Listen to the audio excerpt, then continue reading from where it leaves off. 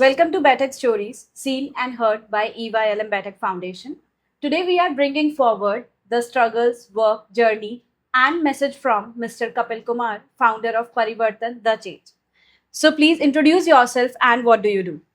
Thank you so much, Ishika, for having me here. As you have informed, I am the founder of Parivartan the Change NGO और हम लोग almost 9 years से society को सर्व कर रहे हैं different different platforms के through, different projects के through, education, environment, women empowerment, blood donations and other charitable causes. As you can see, whatever there is in society, जहाँ पर कहीं भी सुधार की जरूरत है वहाँ हम लोग अपना कॉन्ट्रीब्यूशन देने का प्रयास करते हैं. So how did this journey begin? This journey started in 2015 when I was preparing for UPSC and I was writing some blogs on social issues. उन blogs को पढ़ने के बाद में some of my colleagues they joined me and they said कि यार कुछ ground पर करते हैं, let's do something on ground. और ये सिर्फ blogs वगैरह पढ़ने का आजकल कोई ऐसा टाइम नहीं रहा है, तो let's do something on ground. फिर हमने अपना एक ऑर्गेनाइजेशन को एक सोशल मीडिया ग्रुप के थ्रू शुरू किया and then from there it become a full fledge social organization. So अभी तक की ये जो 9 साल का सफर रहा है, ये अगर आप इसको सम अप करेंगे तो कैसा रहा? आई थिंक ये 9 साल की जो जर्नी है बहुत अमेजिंग रही है और मोस्ट ऑफ द पीपल से कि आप सक्सेसफुल हैं, आप और भी आगे जाएंगे, but I don't think, I think कि ये एक जर्नी होती है. हम अपने गोल सेट करते हैं, हम एक डेस्टिनेशन को चूज करते हैं, but that destination is just a milestone, it's not a full stop. And in this journey आप चीज़ों को एंजॉय करते रहिए, सुधार करते रहिए. जिस काम पे आप निकले हैं वो काम को आप एंजॉय करते करते आगे बढ़िए. जब आप एक माइलस्टोन को अचीव करें, आप न्यू टारगेट रखिए, दूसरे माइलस्टोन को अचीव कीजिए. तो मैं उस जर्नी को एंजॉय कर रहा हूँ and I have no regret in life कि कोई चीज़ मिस करी. और हमेशा ऐसा होता था कि जब आप कोई चीज़ जो आपको पसंद है, आप उसको जब करने के लिए निकलते हैं, तो there are n number of challenges जो आपके सामने आते हैं और आप उन चैलेंजेस को लेकर के कई बार अपने कदम को रोक लेते हैं. बट मुझे ऐसा लगता था कि जीवन का उद्देश्य है आगे बढ़ना, तो आगे बढ़ना चाहिए. और जो आपने निर्णय लिया है, जो डिटर्मिनेशन के साथ आप आगे बढ़े हैं, आप उसको अचीव कर सकते हैं अगर आप कहीं रुके नहीं और किसी भी और थॉट से, नेगेटिव थॉट से आप अगर डेविएट ना हो, तो you can achieve what ever you want. So, as we know, by education, you are a BTech graduate and engineer. So, what was that exact moment when you realized, yes, this is the domain. Social work is where you want to fully dedicate your time and want to make it your profession. हम लोग जब engineering में होते हैं तो बहुत ज़्यादा scope नहीं मिलता कि हम बहुत ज़्यादा बाहर की चीज़ों के बारे में सोच पाएँ. तो after I completed my engineering, I was in job में जो एक मोनोटोनस स्केड्यूल था उसको देख करके मुझे ऐसा लगा this is not something that I would do forever in my life. तो आई थॉट कि let's switch and let's take a break. उस ब्रेक में ही आई स्टार्टेड प्रिपेयरिंग और फिर वहाँ से ये चीज़ शुरू हुई. बट एक मोमेंट था जब आपको ये चीज़ रियलाइज़ होती है कि क्यों आपको सोशल वर्क ही चूज़ करना है. आप और भी तरीके हो सकते हैं सोसाइटी को सर्व करने के, it can not be just NGO. और फ्रैंकली स्पीकिंग कि एनजीओ का कोई थॉट भी नहीं था, हमें पता भी नहीं था कि एनजीओ क्या होती है, कैसे बनाना है. मतलब we all started and we all just connected the dots and it become a full fledge organization. हुआ ये था कि एक बच्चा था, उस बच्चे को हम लोग एक स्कूल में सर्वे कर रहे थे और उस सर्वे के दौरान हमने देखा कि उस बच्चे को ना कुछ पढ़ने में बहुत दिक्कत हो रही थी. उसके साथ में आईज में एक प्रॉब्लम थी.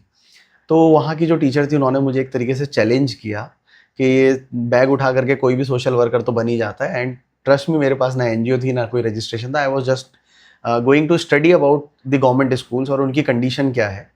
वहाँ पे वो जो बच्चा था, उस बच्चे के लिए मैम ने मेरे से रिक्वेस्ट करी, अगर आप सच में कुछ सोशल वर्क कर रहे हैं तो आप इस बच्चे के लिए चश्मा बनवाइए, इसकी आंखें चेक कराइए. आई टुक दैट चैलेंज और मैं तुरंत ही उसको परमिशन लेकर के मैं उसको हॉस्पिटल लेके गया, वहाँ उसको चेक कराया. उसके लिए 2 दिन के अंदर उसका चश्मा बन के आ गया. और फिर वही टीचर ने बोला कि बहुत लोग आते हैं यहाँ हमेशा नेगेटिव चीज़ें निकालने के लिए आते हैं, but you have done something very positive in his life और वो बच्चा तुम्हें याद रखेगा. फिर ऐसे ही पहली पाठशाला हमारी हुई, तो वहाँ के 20 बच्चों को हमने पढ़ाया कपूर कंपनी हाल्ट रोड पे.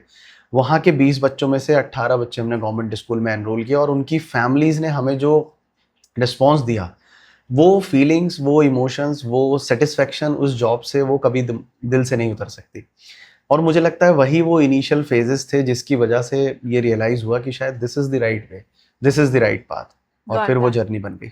सो अगर इस जर्नी का मोस्ट डिफिकल्ट फेज बोले तो क्या रहा, या कोई ऐसा मोमेंट आया जहां आपने सोचा कि नहीं अब नहीं होगा, आई वांट टू क्विट?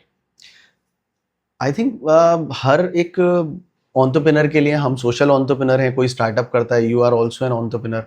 आपने खुद देखी ये चीज़ कि आपकी जर्नी में कितने चैलेंजेस आते हैं। तो अगर आप कोई एक ऐसा लीग पर आप निकलते हैं जिस लीग पर अमूमन बहुत लोग नहीं चल के जाते, तो आपको चैलेंजेस तो आएंगे ही आएंगे, बट व्हाट मैटर्स इज कि how you fight with those challenges. So what was that one certain moment वो व्हेन यू... मोमेंट मुझे लगता है एक ऐसा था कि जब आपने एक टीम बहुत सारे लोगों के साथ में तैयार करी होती है, जब आपको अल्टीमेटली एक चीज़ पता लगती है कि आपके साथ के जो लोग हैं उनके अपने अपने अलग लाइफ गोल्स हैं, और आप उस स्टेज में अपने आप को इतना प्रिपेयर्ड नहीं समझते कि जो 50 लोगों के साथ में बीड़ा उठाया था वो सीधे 4-5 लोगों पर आकर के टिक जाए, तो how you will sustain.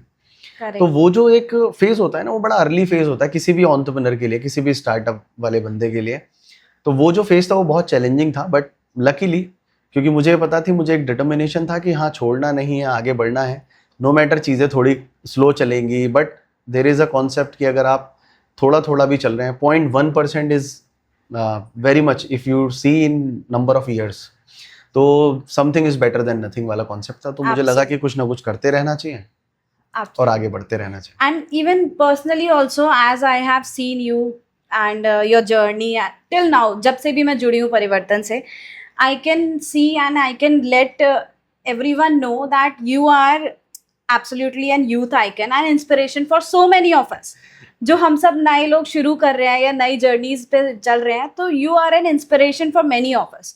So what was that one inspiration for you when you started your journey in the initial phase? What was the turning point, और you can say the biggest motivation? Thank you for considering me a youth icon, but I don't think so. I think कि हम सब लोग अपनी अपनी life में अपनी अपनी फील्ड में बहुत अच्छा कर रहे होते हैं। If you look after a choreographer, वो अपनी लाइफ में बहुत अच्छा डांस वगैरह करके भी सोसाइटी को कंट्रीब्यूट कर सकता है। You yourself are providing open stage to so many artist, तो that means you are already doing a very much social cause, जिसमें आप आर्टिस्ट को प्रमोट कर रहे हो। तो हम सब लोग एक अपने काम से जुड़े, हम भी उसी पे आके रुके हैं। मेरे लिए लाइफ में एक इंस्पिरेशन थी जब मैं इस सेक्टर में पहुंचा, तो I met Kailash Satyarthi ji, who is the Nobel peace prize winner, and उनका बचपन बचाओ आंदोलन में हमने पार्टिसिपेट किया था। तो उन्होंने एक लाइन बोली थी कि बेटा, हमें अभी आप जैसे बहुत सारे लोगों की ज़रूरत पड़ेगी, क्योंकि हमें बहुत सारे बच्चों को और चाइल्ड लेबर से, उनको प्रॉपर एजुकेशन से, उनके बेसिक राइट्स उनको प्रोवाइड कराने हैं। उसके लिए आप जैसे बहुत सारे यंगस्टर्स की हमें ज़रूरत पड़ेगी। तो इसमें टिके रहना है और आगे बढ़ते रहना है। दिस इज़ समवन जिनकी वजह से मुझे एक इंस्पिरेशन मिली। बट इनसे पहले एक इंस्पिरेशन थे, मेरी मदर एक बहुत बड़ी इंस्पिरेशन है मेरे लिए। मेरे मामा जी, जिनका लाइफ स्ट्रगल मैंने देखा है, जो आज खुद अपने एक बड़े एजुकेटर हैं यहाँ पे हमारे यूपी में, उनका अच्छा एक रेपो है। और इन सबसे ज़्यादा इंपॉर्टेंट जिन्होंने मेरी फाउंडेशन को बहुत स्ट्रॉन्ग किया, वो है मेरे सर, जिन्होंने मुझे यूपीएससी के दौरान सोशियोलॉजी पढ़ाई, मिस्टर कुमार अमित। तो मुझे लगता है अगर उनकी एजुकेशन प्रॉपर नहीं मिली होती तो शायद चीज़ें उस तरीके से नहीं हो पाती। तो कुछ लोग हैं जिनसे इंस्पिरेशन ले करके हम इस रास्ते को थोड़ा आगे लेकर के चले हैं। आई कैनॉट से कि ये सिर्फ एक व्यक्ति, दो व्यक्ति या सिर्फ अकेले मेरी स्ट्रगल है। मुझे लगता है बहुत सारे लोग जो मेरे दोस्त हैं, जो मेरे कलीग्स हैं, जिन लोगों ने इस ऑर्गेनाइजेशन को सपोर्ट किया, उन सब लोगों की वजह से भी हम लोग बहुत आगे आज पहुंच पा रहे हैं। सो जैसे कि हम आपकी जर्नी और आपकी रियल स्टोरी, ये जो 9 साल का सफ़र है, इसकी बात कर रहे हैं, तो क्या इस सफ़र में कोई ऐसा बिगेस्ट रिजेक्शन रहा है या कोई ऐसा फेलियर रहा है जो आप अगर बोलें तो एकदम से काउंट कर सकते हैं? मुझे लगता है कि बहुत सारे लोग कहते हैं कि एनजीओ जो है वो बहुत अच्छा काम कर रहा है, बहुत आगे पहुंच गए, बट मुझे लगता है कि हमारे लिए अभी भी एक, मैं उसको फेलियर नहीं कहूँगा, बट मैं कहूँगा कि there is a scope of improvement, जहाँ हमें बहुत ज़्यादा भी इम्प्रूवमेंट करना है। वो है कि अभी हमें और जो एक बड़ा कम्युनिटी है जहाँ पर लोगों को सर्व किया जा सकता है, अभी हम वहाँ तक नहीं पहुँच पाए। मुझे लगता है अभी और बेनिफिशरीज तक हमें पहुँचने की ज़रूरत है। बहुत सारे लोगों को लगता है हमने 2000 से ज़्यादा बच्चे पढ़ा दिए, 200 वीक क्लीन अप कर लिया, 20,000 से ज़्यादा सैनिटरी पैड्स डिस्ट्रीब्यूट करे वुमेन्स को, 1300-1400 से ज़्यादा ब्लड डोनेशंस कराए हैं, तो ये काफ़ी हो गया है। बट मुझे लगता है अभी तो ये इट जस्ट हैव स्टार्टेड। तो शायद बहुत बड़े बेनिफिशरीज़ के पूल में से हमने सिर्फ 1% भी कर लिया हो तो बहुत बड़ी चीज़ है। तो आई थिंक कि अभी हमारा ये एक ड्रॉबैक है कि हमें और स्कोप बढ़ाना है अपना। And obviously there are some collaborations जो इंडस्ट्रियल वे में होनी चाहिए, शायद इंडस्ट्रीज से अभी उतना कोलैबोरेशन हमें नहीं मिला है, उतना CSR हम लोग एफर्ट लगा रहे हैं वो नहीं मिला है। हालांकि कुछ NGOs ऐसी होती हैं जिनको 5 साल 6 साल में बहुत अच्छा वो मिल जाता है, but there is somewhere there is a scope of improvement. So basically अगर हम बोले ये जो सेक्टर है सोशल वर्क, इस सेक्टर का क्या बिगेस्ट स्ट्रगल है जो लोग नहीं समझते? In general if we talk about general people, जो लोग नहीं समझ पाते। देखिए, मुझे लगता है सोशल वर्क को और सोशल सर्विस को ना 2 अलग अलग पैरामीटर्स पे समझना ज़रूरी है। Social work is something that we do professionally, जैसे हम लोग कर रहे हैं, हमारे पास प्रोजेक्ट्स हैं, हम एक प्रपोजल भेजते हैं, लोग कनेक्ट करते हैं, देन वो एक हायरिंग करते हैं लोगों की, एक प्रॉपर अपने गोल्स लिख करके देते हैं, that is what about social work. But एक चीज़ होती है सोशल सर्विस, जैसे आजकल हम लोग देखते हैं भोजन की सेवा चल रही है, लंगर की सेवा चल रही है, निशुल्क रक्तदान की सेवा चल रही है। ऐसे बहुत सारे काम हैं जो सोशल सर्विस की कैटेगरी में आते हैं, जिन्हें कोई रिपोर्ट्स नहीं बनानी, जिन्हें प्रोफेशनल्स हायर नहीं करने, जिन्हें MSW वाला बंदा नहीं रखना, जिन्हें MBA HR या डेटा एनालिस्ट वाले लोग नहीं चाहिए। तो मुझे लगता है कि जो सोशल वर्क कर रहे हैं ना, वो लोग तो बहुत चीज़ें अभी भी सुधार पाएंगे चीज़ों को लेकर के, लेकिन सोशल सर्विस वाले स्कोप में अभी बहुत लिमिटेड एरिया रह गया है, क्योंकि जब आप एक छोटी पॉपुलेशन पे काम करते हो और वहाँ पे 100 150 2000 लोग ऐसे होते हैं जो किसी ना किसी तरीके से उस पॉपुलेशन को सेवा से जोड़े हुए हैं, तो सस्टेन करना बड़ा मुश्किल पड़ जाता है। उदाहरण के तौर पे एक गांव, एक शहर के अंदर 50 NGOs हैं, 50 ही अगर मेडिकल कैंप लगा रही हैं, तो उनके पास बेनिफिशियरीज बहुत लिमिटेड रह जाएंगे।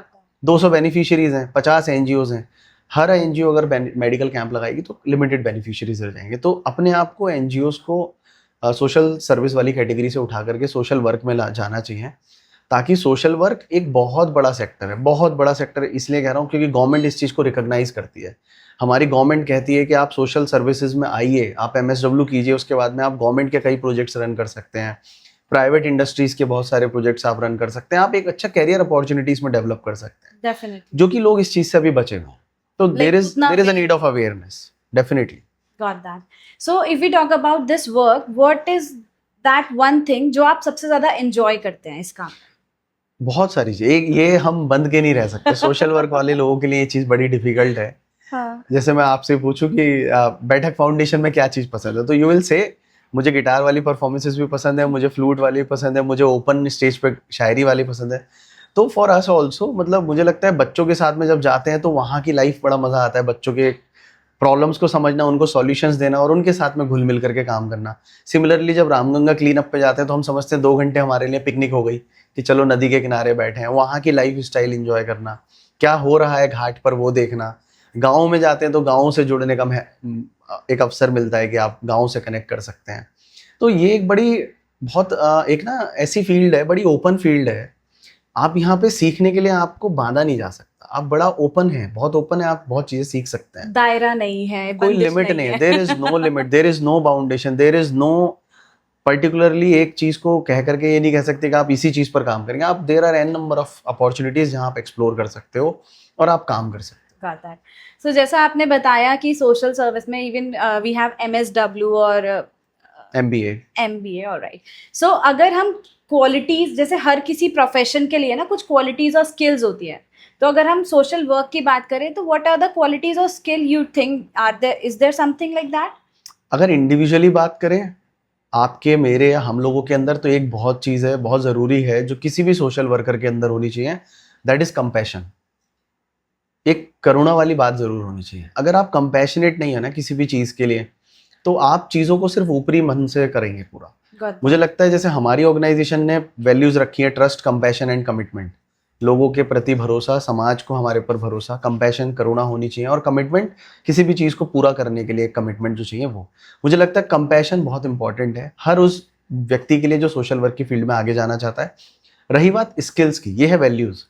स्किल्स के लिए डेफिनेटली आपको सर्वेइंग आनी चाहिए, आपको MSW के अंदर जो पैरामीटर्स हैं, सोशोलॉजी आपको पढ़ी होनी चाहिए, आपको समाज की अंडरस्टैंडिंग होनी चाहिए। पता लगा आप सोसाइटी में गए और एक अंडर सर्व्ड सोसाइटी में आप जाकर के बैठ के बात कर रहे हो और उनसे कह रहे हो आपके यहाँ तो पंखा नहीं है, AC नहीं है, यहाँ मैं कैसे सर्वे करूँगा। तो दिस इज़ बिकॉज आप उनकी कंडीशंस को समझे नहीं। मैं आपको एक एग्जांपल दे रहा हूँ कि एक हमारे एक डोनर आए थे और उन डोनर ने आकर के हमारे यहाँ जब सेंटर विजिट किया तो उन्होंने देखा कि बच्चों के पैर ना बड़े गंदे हो रहे थे। अब ऑब्वियसली यहाँ पर जब बच्चे आते हैं तो शूज़ वगैरह उतार के वो अपना बैठ जाते हैं। तो जब उन्होंने बच्चों के पैर देखे, बोले ये बच्चे नहाते नहीं हैं क्या, इनके पैर इतने गंदे क्यों हैं, ये बड़े अनटाइडी हैं। तो मैंने उनको बताया कि आपने मैम इनका इनका ना घर नहीं देखा जाके, आप इनका घर देखिए। इनके घर में ना कोई वॉशरूम नहीं है, इनके घर में फर्श फ्लोर भी प्रॉपर नहीं है, इनके घर में पंखा है तो शायद एक ही पंखा है, उसमें 5-6 फैमिली के मेंबर्स एक साथ सो रहे हैं। जब ये नहा करके निकलते हैं, इनके यहाँ कोई फर्श इतना क्लीन नहीं होता कि एकदम पैर वैर इनके सब कुछ साफ हो। तो बिफोर यू जज एनी बेनिफिशियरी, आप उस बच्चे की, उसकी फैमिली की बैकग्राउंड को स्टडी करना बहुत ज़रूरी है। तो ये मुझे लगता है कि हमें कुछ ऐसी स्किल्स की बहुत ज़रूरत है जहाँ हम सोसाइटी की एक प्रॉपर अंडरस्टैंडिंग रखें। देन आपके अंदर खुद की एक वैल्यूज़ होनी चाहिए, आपके अंदर कमिटमेंट एक अच्छा होना चाहिए, आपके अंदर कंपैशन होना चाहिए। आप हार्ड वर्क से नहीं बच सकते। And very most important is, आप ईगो नहीं रख सकते। अगर आप सोशल वर्क में हैं तो get rid of your ego, उसको साइड में रख दीजिए।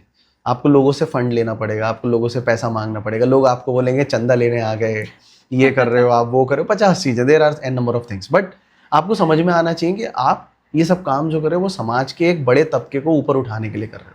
राइट। मेरे लिए भी यही चीज़ थी, मेरे लिए साफ सेम बिल्कुल क्लियर चैलेंजेस थे। आई थिंक अगला क्वेश्चन चैलेंजेस को लेकर के भी होगा, मैं वो उसका भी आंसर देता हूँ, because when you are in a flow तो आप चीज़ें बता देते हो। एब्सोल्युटली। मेरे लिए भी ये चैलेंजेस था कि जब मैं जॉब छोड़ करके आया था तो मेरी फैमिली ने पूछा अब तुम करोगे क्या। तो मैंने उनको बोला कि देयर आर ऑप्शंस, आप इस एनजीओ को 4 साल 5 साल काम करने दीजिए, हम अपने प्रोजेक्ट्स वगैरह पे कई चीज़ों पर काम करेंगे, we will do it full fledge, और प्रोफेशनली हम इसको करेंगे। लेकिन वहीं दूसरी तरफ कुछ ऐसे लोग थे जो कहते थे अरे यार तुम तो चंदा लेते रहते हो, ये करते रहते हो, तो वो बड़ा नेगेटिव रिमार्क होता है। बट मेरी पूरी टीम, हम सबकी फैमिली में कोई सोशल वर्कर नहीं है, कोई बैकग्राउंड हमारी सोशल वर्कर वाली नहीं है, तो फिर हम एनजीओ क्यों चला रहे हैं। लोगों के मन में अमूमन एक धारणा, एक ये बना हुआ है, एक धारणा बनी हुई है कि 60 साल पहले अपनी जॉब कीजिए, अपना कैरियर बनाइए, अपने आप को सस्टेन कीजिए, सेटल कीजिए, उसके बाद में सोशल वर्क कीजिए। क्यों भाई, 60 साल के बीच में जो देश की स्थिति बदलेगी उसके लिए तुम जिम्मेदारी नहीं ले सकते क्या। किसने कहा है कि क्लीन अप करने के लिए आपको 60 साल पहले रिटायर होना पड़ेगा, लाखों करोड़ रुपए कमा के खाते में जमा करने पड़ेंगे तब आप क्लीन अप करोगे। You should start serving for society as and when wherever you are, जब भी जहां भी हो आप करना शुरू करो। तो हमारे लिए यही चैलेंजेस था कि आप कैसे इस चीज़ को आगे सस्टेन करोगे। तो उसमें यही सबसे बड़ी प्रॉब्लम थी कि लोगों के ऐसे रिमार्क भी आते हैं, but you have to leave and you have to move forward, और ये सोचते हुए कि आपको ये चंद लोग जो हैं वो आपको रोकने की कोशिश कर रहे हैं, आप वहाँ से हटिए, लेकिन आप आगे एक उस पर अपना फोकस रखिए जिन लोगों को आपको सर्व करना है। और मुझे लगता है कि हम जितनी भी सभी एनजीओज हैं वो कहीं ना कहीं अपने बेनिफिशियरीज के प्रति बहुत समर्पित हैं, और हम लोग बड़े इस बात पे बड़ा गर्व भी करते हैं कि हमारे लाभार्थी की सेवा करने के लिए ईश्वर ने हमें आपको कहीं ना कहीं चुना है। डेफिनेटली। सो अगर हम जैसे अभी आपने चैलेंजेस बताए, क्वालिटीज, स्किल्स बताई, तो अगर हम एक इम्पैक्ट की बात करें या लॉन्गर विजन में क्या चेंज आप लोगों में, मतलब सोसाइटी में जो हम सोशल वर्क से कर रहे हैं मैं उसकी बात नहीं कर रही हूँ, बट जो एक सोसाइटी है जो हमारे लिए चैलेंजेस क्रिएट करती है, उधर उन लोगों में आप क्या एक इम्पैक्ट या चेंज देखना चाहते हैं कि होना चाहिए? What can be one advice? जो होना चाहिए वो तो मुझे ये लगता है कि हमारे यहाँ दूसरे का ना इंतज़ार नहीं करना चाहिए हमें। मुझे लगता है अगर ये चीज़ यहाँ गलत हो रही है तो मुझे खुद से वो चीज़ सॉल्व करना चाहिए। मुझे ये इंतज़ार नहीं करना चाहिए ये लोग आएंगे तभी मैं सुधार करूँगा, यही लोग आकर के सुधार करेंगे। ये जो टेंडेंसी है ना, ये हमारे देश को बहुत पीछे लेके जा रही है। कूड़ा फेंक दिया तो हम इंतज़ार करते हैं कूड़े वाला आए वो सफाई करे, हम खुद से नहीं सोचते कि यार हम खुद भी कर सकते हैं। This is the basic issue जो हम देख रहे हैं हमारे क्लीन अप्स पे। रामगंगा के ऊपर हम लोग क्लीन अप कर रहे हैं, 200 वीक्स कर दिए, लोगों के अंदर बिहेवियरल चेंज डेवलप हुआ है, बहुत हुआ है। मैं ये कह ही नहीं सकता कि लोगों में सुधार नहीं हो, बहुत हुआ है। और पिछले 5-6 साल से मैं देख रहा हूँ नए नए लोग क्लीन अप्स कर रहे हैं, नई नई एनजीओज क्लीन अप कर रही हैं। अब हर एक शहर में 5-5, 6-6 एनजीओज अलग अलग तरीके से, ग्रुप्स अलग अलग तरीके से क्लीन अप कर रहे हैं। Are this not a positive change? These are all a positive change. तो ये चीज़ें बदल भी रही हैं। बट मैं और जो देखना चाहता हूँ वो ये देखना चाहता हूँ कि लोगों के अंदर ये ना एक एक्सेप्टेंस आना चाहिए कि ये लोग सोशल वर्क वाले हैं, इन्होंने ये चीज़ चुनी है। बट हम लोग भले ही सोशल वर्क वाले नहीं है, बट हमें भी ये चीज़ चुनने की ज़रूरत है कि we should at least support them और contribute with them. Definitely. So what does success exactly mean to you? Like ये 9 साल का जो सफ़र रहा है, मे बी अभी ये एक आगे भी एक बहुत लंबी जर्नी होने वाली है, but still what is the meaning of success for you? Success पे बहुत बड़े बड़े फिलोसफर बोलते हैं, बहुत बड़े बड़े थिंकर्स बट बोलते हैं, मेरी डेफिनेशन है रियलिस्टिक पर्सनल एक्सपीरियंस वाला मेरा मानना यह है कि मुझे कुछ साल पहले तक ऐसा लगता था कि जब ये अचीव हो जाएगा हाँ तो मैं इसको सक्सेस समझूंगा और मैं खुश होऊंगा। बट मैं भूल गया था कि मैं उस डेस्टिनेशन को जिसको मैं सक्सेस समझ करके अपनी इस जर्नी का एंजॉय करना छोड़ रहा हूँ, वो नहीं करना है। तो मैंने इसको ड्राइव किया, वहां से ये चीज समझी कि सक्सेस है क्या। तो आई वुड एक्सप्लेन इट कि success is a journey, it is not a destination. You choose a milestone, you achieve it, then you move in to the next. ये एक चीज है। और मुझे ऐसा लगता है कि जब आप उस डेस्टिनेशन को फोकस करके आगे बढ़े ना, तो don't just forget to enjoy the journey that you are coming from. वो जो जर्नी में आप पूरा निकले हैं ना, उस जर्नी को बड़ा इंजॉय करते हुए चलना बहुत जरूरी है। एंड आपकी नज़र में सक्सेस, मेरी नज़र में सक्सेस, किसी और की नज़र में सक्सेस की परिभाषाएं अलग हो सकती हैं, लेकिन एक कॉमन फ्रेमवर्क है जो हम हर चीज़ को कनेक्ट करेगा। वो ये, आप जो कर रहे हो अगर आप उससे खुश हो और आप उसको आजीवन करते रहना चाहते हो, that means you are on a right track, और वो ट्रैक आपको कहीं ना कहीं सक्सेस की तरफ ले जाएगा। डेफिनेटली। सो अगर हम ये जानना चाहते हैं, लेट्स से कि जो भी बिगनर्स हैं सोशल वर्क के डोमेन में, या जो नए एनजीओज हैं या नए लोग हैं जो स्टार्ट कर रहे हैं, what is one mistake you feel कि नोइंगली और अननोइंगली वो करते हैं? मिस्टेक नहीं कहूँगा, मुझे लगता है कि एक एडवाइस दूंगा इस चीज़ पे कि हमें ना बहुत जल्दी डिसीजंस नहीं लेने चाहिए। होता क्या है कि एक इंसान एनजीओ बनाता है और 1 साल 2 साल के बाद में वो सोचता है कि मुझ पे पैसा नहीं आ रहा, मुझे लोग सपोर्ट नहीं कर रहे, मेरे पास कॉज पे काम करने के लिए कुछ नहीं है, और वो सडनली उसको 1-2 साल बाद में शट डाउन करके बैठ जाता है। It's a tendency of giving up. मुझे लगता है कि अगर हम इस डोमेन में हैं एनजीओ वाले में, ये बहुत लंबी स्ट्रगल होने वाली है दोस्तों। और ये स्ट्रगल जितनी लंबी रहेगी ना, इसका रिजल्ट उतना ही मजेदार होने वाला है। तो इस वाली स्ट्रगल में ना टिके रहना बहुत जरूरी है। और मुझे लगता है एक बार आप टिके रहे तो आप बहुत आगे चले जाएंगे, खुद ही चले जाएंगे। ईश्वर अपने आप रास्ते खुला खोलते चले जाएंगे और आप खुद ही आगे बढ़ जाएंगे। That's a wonderful advice I would say. So अगर, जैसे मैंने पहले भी पूछा था, but I just want to know one of the biggest achievement of Parivartan till now, चाहे वो इन टर्म्स ऑफ कोई भी आपका प्रोजेक्ट सक्सेसफुल हुआ या कुछ भी, मतलब one of the biggest achievement that you feel कि इन 9 सालों में परिवर्तन ने या तो ये बिगेस्ट इम्पैक्ट क्रिएट करा सिटी में, या व्हाट इज इट? मैं दो इंस्टेंस बताऊंगा। पहला इंस्टेंस तो ये कि जब 2016 में हम लोग रामगंगा क्लीनअप के कैंपेन में पहली बार रामगंगा पर गए थे, तो वहां पर 90 लोग ऐसे थे, 90% लोग ऐसे थे जो हमें स्टॉप कर रहे थे कि तुम ये फालतू का काम क्यों कर रहे हो, बंद कर दो। वो सब हमारे अगेंस्ट थे। आज वो पैरामीटर पूरी तरीके से चेंज हो गया 10 साल बाद। आज सिर्फ 10 लोग हमें कहते हैं कि हम नहीं मानेंगे, 90% लोग वहाँ करते ही नहीं है इस तरीके का कचरा। ये बहुत बड़ा इम्पैक्ट है, और मैं ये बात बड़े रिस्पॉन्सिबिलिटी बोल रहा हूँ, रिस्पॉन्सिबली बोल रहा हूँ। आप लालबाग घाट पर जाकर के देखिए, आपको वहाँ के लोकल्स बताएंगे कि कितना बदलाव यहाँ पर आया है। 200 सप्ताह बहुत लंबा कैंपेन है। बिहेवियरल चेंज एक दिन की बात नहीं है। और जिस नदी को हम साफ करने की बात कर रहे हैं वो 600 किलोमीटर चलती है। तो हम यहाँ पे एक घाट को साफ कर भी सकते हैं, पर पीछे से कोई कूड़ा आ रहा है उसकी जिम्मेदारी हमारे पास नहीं है। हम कर सकते हैं बिहेवियरल चेंज। हो क्या रहा है वहां से कि जो एनजीओज हैं, जो और लोग जुड़े हैं, पिछले 9-10 सालों में ये बहुत बड़ा इम्पैक्ट देखने को मिला है कि आज common public, common youngster, youth हमारे शहर का इस बात को समझ रहा है कि उसे नदी को बचाना है, और वो आगे आकर के काम कर रहा है। Like they are more aware, very much aware. पहले हम सब लोग के अगेंस्ट खड़े होते थे लोग, अब सब साथ में कनेक्ट होकर के काम कर रहे हैं। तो ये एक बहुत बड़ा इम्पैक्ट है। दूसरा इम्पैक्ट मैं बोलना चाहूंगा जो बहुत इमोशनल है, वो है कि अपने जो बच्चों को, जिनको हमने शायद 2017 में पहली बार पढ़ाया था, उस परिवार के 18 बच्चे, उस पूरी एक कम्युनिटी के 18 बच्चे, आज उनमें से 12-13 बच्चे ऐसे हैं जो 12th कंप्लीट करके ITI पॉलिटेक्निक डिप्लोमा कर रहे हैं। मैंने कभी अपने जीवन में नहीं सोचा था कि मैं कभी, या हमारी एनजीओ कभी इस लायक हो पाएगी कि जो बच्चा फर्स्ट क्लास में हम उसका एडमिशन कराएंगे, वो फर्स्ट क्लास का ड्रॉप आउट बच्चा 3rd क्लास पास करेगा, 8th क्लास पास करेगा। एंड देयर आर स्टूडेंट्स जिन्होंने टॉप किया है उन गवर्नमेंट स्कूल्स को। तो ऐसे 2000 बच्चे हमने पढ़ाए हैं। मुझे लगता है उनमें से अगर 10 बच्चे भी अपने जीवन में कुछ भी बदल पाए और उनकी लाइफ का स्टैंडर्ड कुछ अपलिफ्ट हो पाया, तो वो बहुत बड़ा हमारे लिए अचीवमेंट है। और ऐसे 10-15 से ज़्यादा बच्चे हमारे पास हैं, एग्जाम्पल्स हैं जो बदले हैं। That's really a big achievement I would से, क्योंकि हम देखते हैं बहुत लोग सोचते हैं सोशल वर्क और हेल्प करना, एंड सबको बुरा लगता है ट्रैफिक लाइट पे बच्चों को देख के और चीजों को देख के, बट बुरा लग के ना सेकंड मोमेंट लोग फिर अपनी लाइफ में बिजी हो जाते हैं, कुछ कर नहीं पाते. And that's when you are doing something really and bringing that change into the society is one big thing which we really admire. Thank you so much. So if we ask you, like, in single line, if you want to wrap up your journey in single line, आप कैसे उसको define करें? एक line में पूरी journey तो नहीं बता सकते, मुझे लगता है अभी तो बहुत आगे जाना है. अभी तो तक के सफर को अगर तो आप, मैं आई वुड से कि the journey has been very much amazing and it's full of learning. That's it. That's wonderful.